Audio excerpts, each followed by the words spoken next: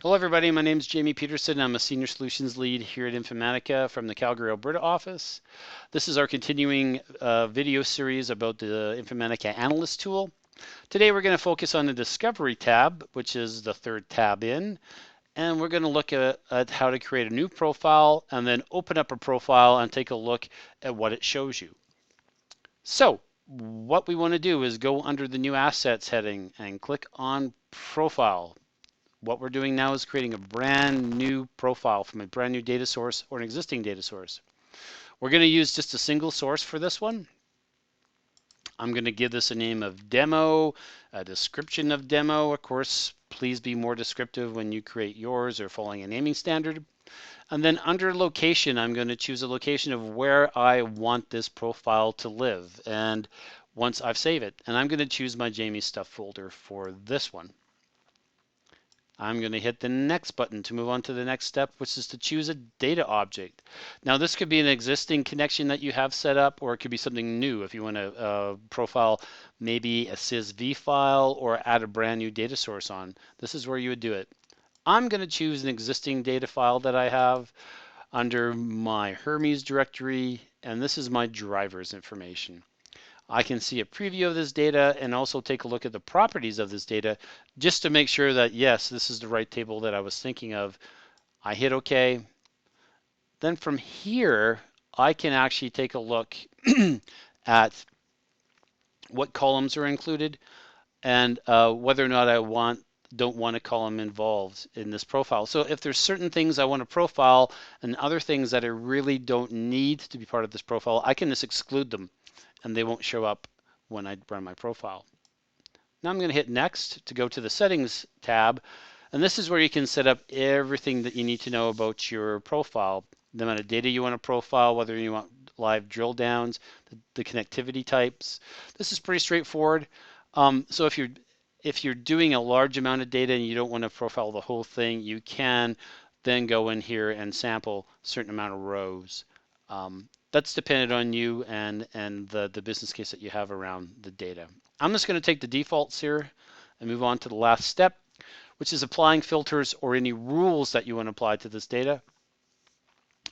You can actually do this if you want to filter the data based on geological locations like adding Calgary, Edmonton, Vancouver, and Victoria. You can put the filters on here, and this profile will only show you records that are pertaining to you. I'm not going to add any filters or rules here.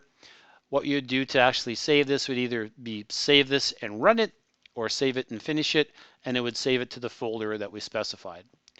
I'm just going to cancel out of here and then open up an existing profile to show you what you see when you go into a profile. So profiling gives you the ability to visually look at your data. This allows you to take a look at anomalies and really kind of gives you a better view of how to tackle this data, whether it is for a governance project or if you're going to start to do some data transformations.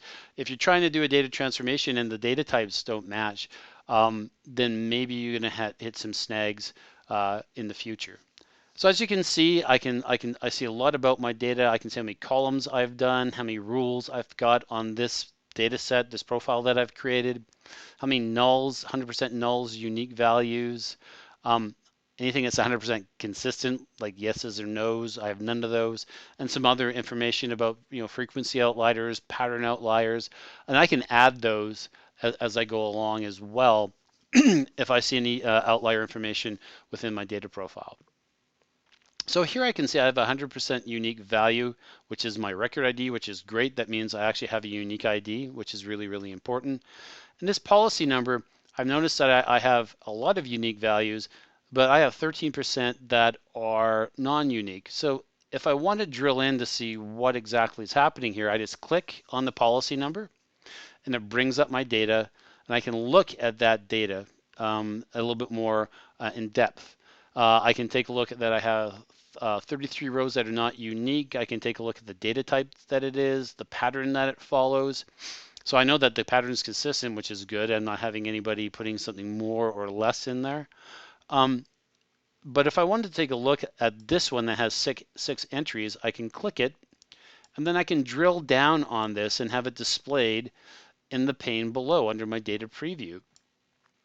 So if I take a look at this, these all have the same policy IDs, and I can take a look and see that there's maybe a family that is associated here, because I can see that, some are married, some are single. So this could be a step in doing something like maybe an MDM.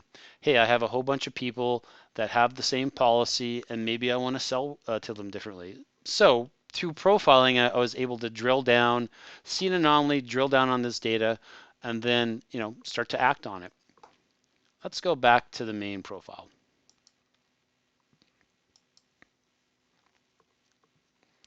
I just want to show you a few more things about the profile. So from any any value, if I wanted to add this policy number, for example, to a scorecard, I just right-click on it, add it to a scorecard. If there's something here I wanted to add it to a reference table, I could do that as well. I can show any tags that are associated to this as well too. So how do I create a tag? A tag is created up here. If I go into this tag, I can show and edit tags from this point of view. I can start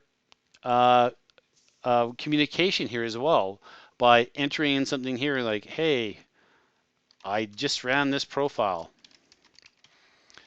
and communicate with the developers or other people that are actually interested within this data. And these conversations are saved, and people get notifications through the Analyst tool that somebody's left them a note on this this data element.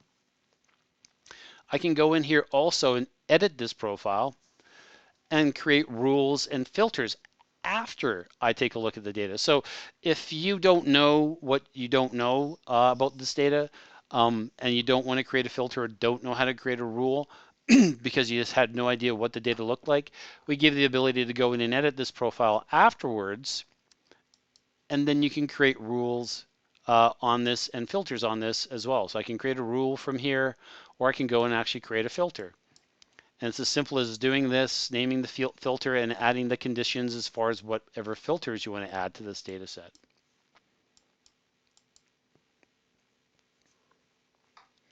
So that's about all I want to show you. I want to keep these videos nice and kind of compact. So I hope you enjoyed this, and I look forward to talking to you next time. Have a great day.